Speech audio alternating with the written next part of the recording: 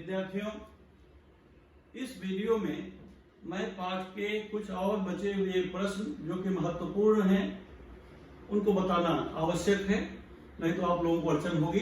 देखें, यहाँ पर पाठ में कुछ प्रश्न है। प्रयुक्त हिम शब्द वाले दो शब्द ढूंढ कर लिखिए और अन्य दो शब्द लिखिए।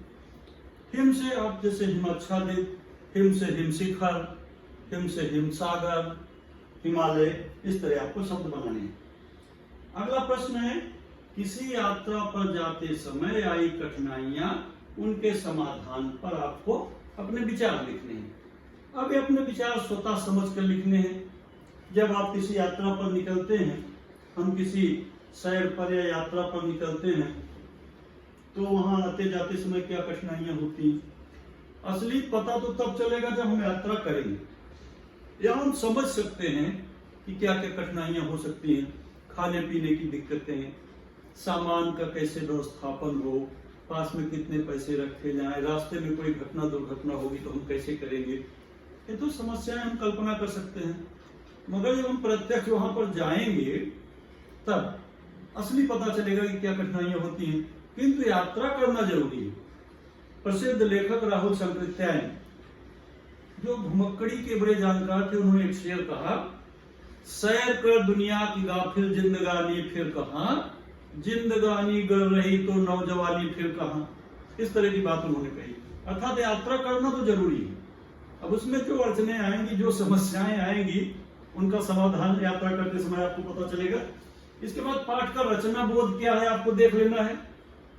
यानी ये पाठ को पढ़े, इस रचना को पढ़े, हमें क्या बोध हुआ, क्या जानकारी मिली, वो महत्व का विषय है।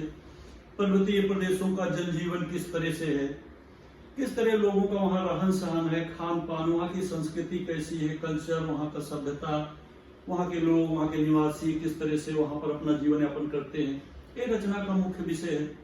तो जब आप कभी वहाँ पर जाएंगे, वहाँ की यात्रा करेंगे, तो ऐसे लोगों से जब हम संपर्क में आएंगे, उनसे कुछ बातचीत करेंगे, उनके मनोभावों को समझेंगे, तब सारी बातें आपको पता चलेंगी।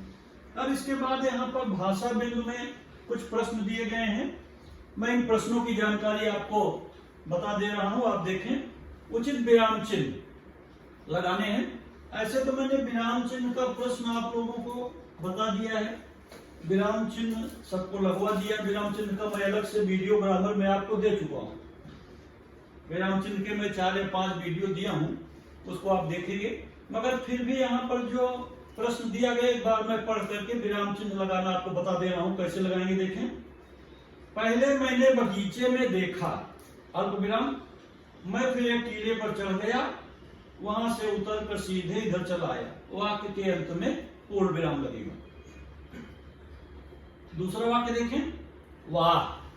वाह के आगे आपको विस्मय बोधक चिन्ह लगाना है। उसने तो तुम्हें अच्छा धोखा दिया। वाक्य की पूर्णता पर दिया के आगे पूर्ण विराम। अगला प्रश्न देखें, भक्ति काल में 2 धाराएं थीं, थी के आगे अल्प विराम, सगुण धारा, कामा अल्प विराम, और निर्गुण धारा, उसके बाद पूर्ण विराम आपको लगाना है। पराधीन को स्वप्न में भी सुख नहीं मिलता। यहाँ पर सीधे वाक्य के एक ही वाक्य है, सरल वाक्य, वाक्य के अंत में आपको पूर्ण विराम लगा देना है। होनहार विद्वान के हो चीकने पात, एक कहावत है, वाक्य के अंत में आपको पूर्ण विराम लगाना है।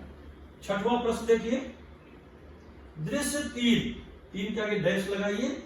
रानी सिंहासन पर बैठी थी, कामा सेवक का प्रवेश, प्रवेश के आगे आप पूर्ण विराम लगाइए, वाक्य पूर्ण होता है। 7वां प्रश्न देखिए, ऐसा एक भी मनुष्य नहीं, वहां पे आप अल्प विराम लगाइए, जो संसार में कुछ न कुछ लाभकारी कार्य न कर सकता हो के आगे आप पूर्ण विराम लगाइए।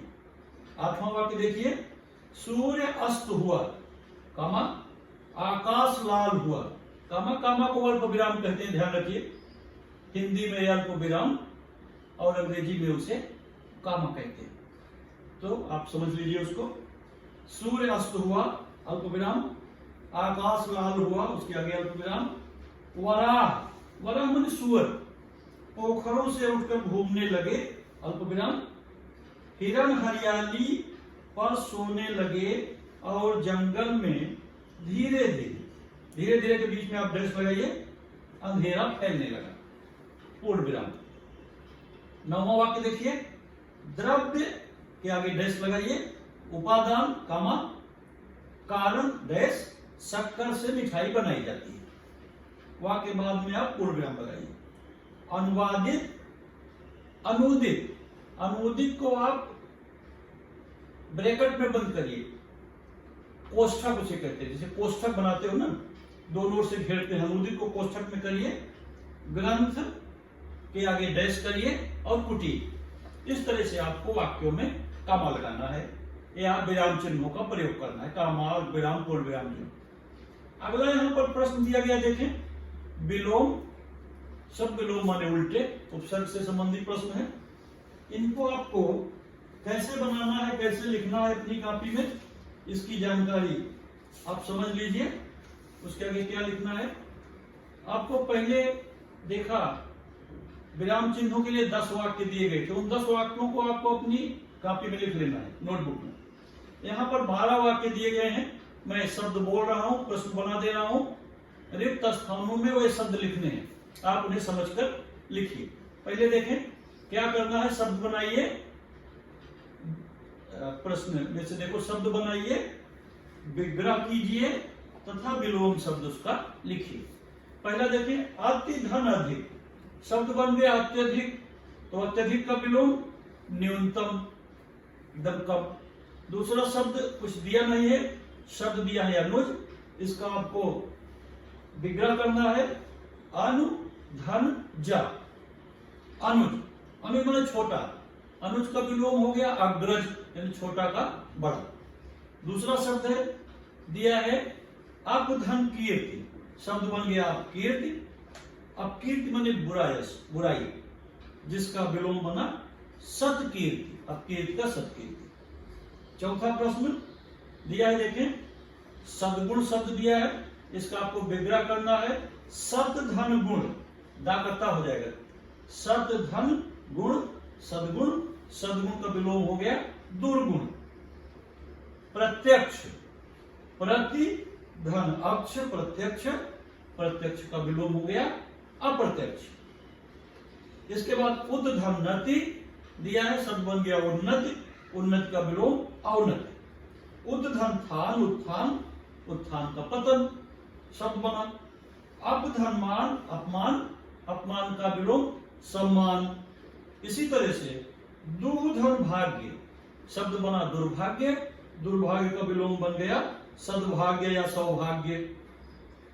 10वां शब्द है दुहधन, दुर्लभ शब्द दिया है, इसका विग्रह करेंगे दुहधन लभ, तो शब्द बन गया दुर्लभ, दुर्लभ माने कठिन, दुर्लभ का विलोम बन गया सुलभ या सुगम।